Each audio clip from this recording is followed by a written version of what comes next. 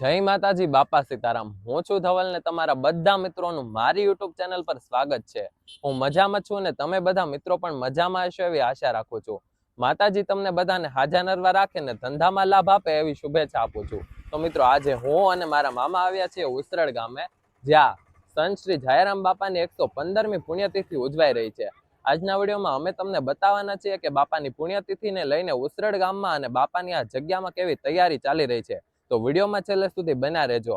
મારો આ વિડીયો તમને ગમે તો વિડીયોને લાઈક કરી દેજો, તમારા બીજા મિત્રો સાથે શેર કરી દેજો અને કોમેન્ટમાં લખજો જય જયરામ બાપા, બાપા સીતારામ। તો મિત્રો હવે વિડીયોમાં છેલ્લે સુધી બન્યા રહેજો અને આવા જ નવા વિડીયો જોવા માટે અમારી યુટ્યુબ ચેનલ ધવલ અગ્રાવત બ્લોગ્સને અને કેતન નિમાવત બ્લોગ્સને સબસ્ક્રાઇબ કરી લેજો।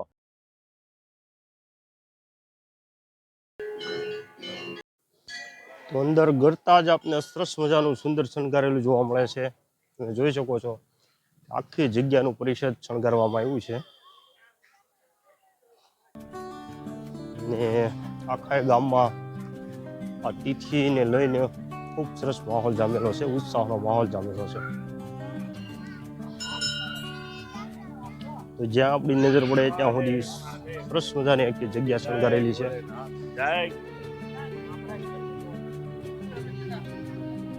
આપણે જગ્યાના કમ્પાઉન્ડની અંદર આવી ગયા છીએ અને ચાલો તમને પેલા જાયારામ બાપાનું જે સમાધિ સ્થાન છે એના દર્શન કરાવી દઉં। તો આખું એ મંદિર સરસ મજાનું શણગારવામાં આવ્યું છે।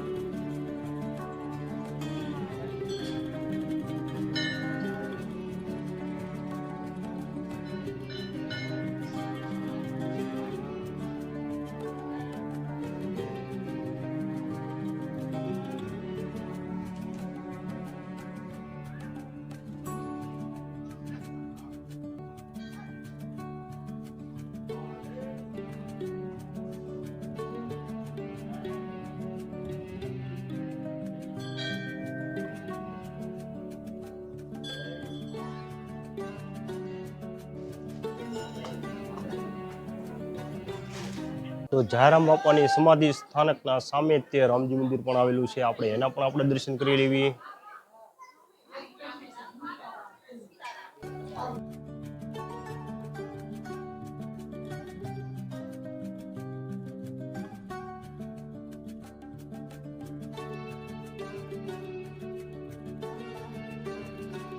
તો મંદિરની પાછળના ભાગમાં તે બીજા બાપુની સમાધિ સ્થાન છે, ચાલો આપણે એના પણ હવે દર્શન કરી લેવી।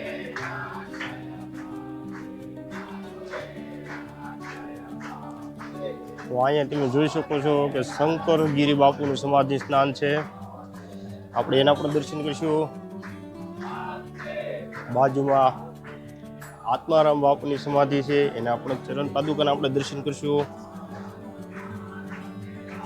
અહીંયા કાનદાસ બાપુની સમાધિ છે, એના પણ આપણે દર્શન કરીશું ને બાજુમાં પરસોત્તમદાસ બાપુનું જે સમાધિ સ્થાન છે એના પણ આપણે દર્શન કરીશું।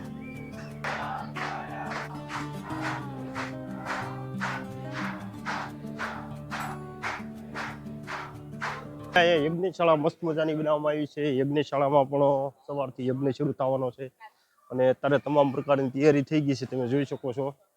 અને મસ્ત મજાનો મંડપ નખાઈ ગયો છે અને આખું પરિષદ ઝગમગતું શિરોજોતી લાઇટના ડેકોરેટથી શણગારવામાં આવ્યું છે, તમે જોઈ શકો છો। અને તમે જોઈ શકો છો કે અત્યારે લાઈવ ગરમા ગરમ ગાંઠિયા બની રહ્યા છે, એ પણ તમને દેખાડવું।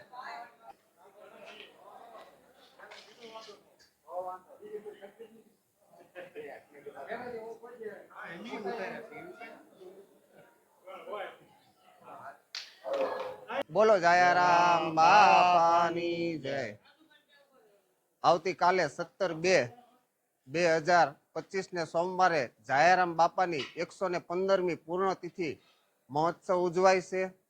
આજુબાજુના સેવક સમુદાય અને ભાવિક ભક્તો પૂર્ણ તિથિમાં બાપાના દર્શનનો લાભ લેશે અને જાહેરામ બાપાના આશ્રમમાં તિથિ નિમિત્તે ઉજવાતા કાર્યક્રમો કે જે સવારમાં 5:30 મંગલા આરતી થાય છે, પછી આ બાજુના ગામ પીપળિયાથી શોભાયાત્રા નીકળી અને ધજાનો ચડાવો કરી અને આપણે જાહેરામ બાપાની જગ્યામાં ધજા ચડાવવાનો કાર્યક્રમ થાય છે.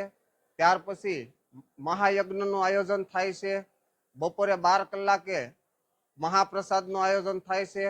હજારો ભાવિક ભક્તો મહાપ્રસાદનો લાભ લેશે. આપણે રાત્રે 9 વાગે સંતવાણીનું પણ આયોજન કરીએ છીએ, જેમાં નામી અનામી કલાકારો આવે છે. યજ્ઞનો પણ લાભ લેશે, યજ્ઞના દર્શનો કરે છે. સંતો મહંતો અને ભક્તો પણ આ દર્શનનો લાભ લેશે. આપ પણ સર્વ ધર્મપ્રેમી ભાવિક ભક્તો તથા સેવક સમુદાયને 115મી જાહેરામ બાપાની પૂર્ણ તિથિ નિમિત્તે દર્શનનો લાભ તથા મહાપ્રસાદ અને ભજનનો લાભ, આ ત્રિવેણી સંગમનો લાભ લેવા આપ સૌને હાર્દિક આમંત્રણ આપીએ છીએ. જય જાહેરામ બાપા.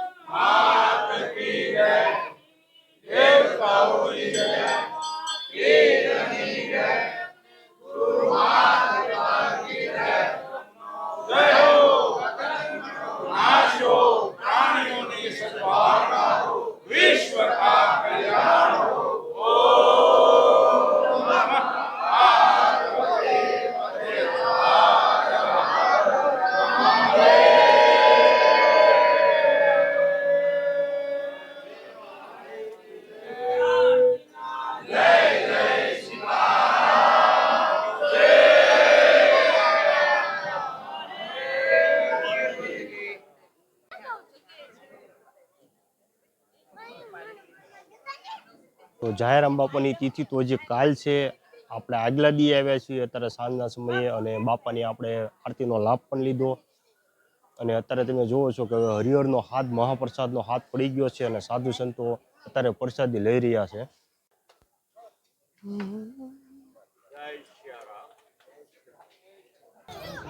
તો જગ્યાની સામેની સાઈડથી એક સરસ મજાનો મોટો દોરો મંડપ નાખવામાં આવ્યો છે અને આ જગ્યા પર સંતવાણીનો તેજ પણ બનાવવામાં આવ્યો છે. તો આ જગ્યા માટે સંતવાણી થવાની છે. રાત્રે નામી અનામી કલાકારો, સાધુ સંતો આવવાના છે.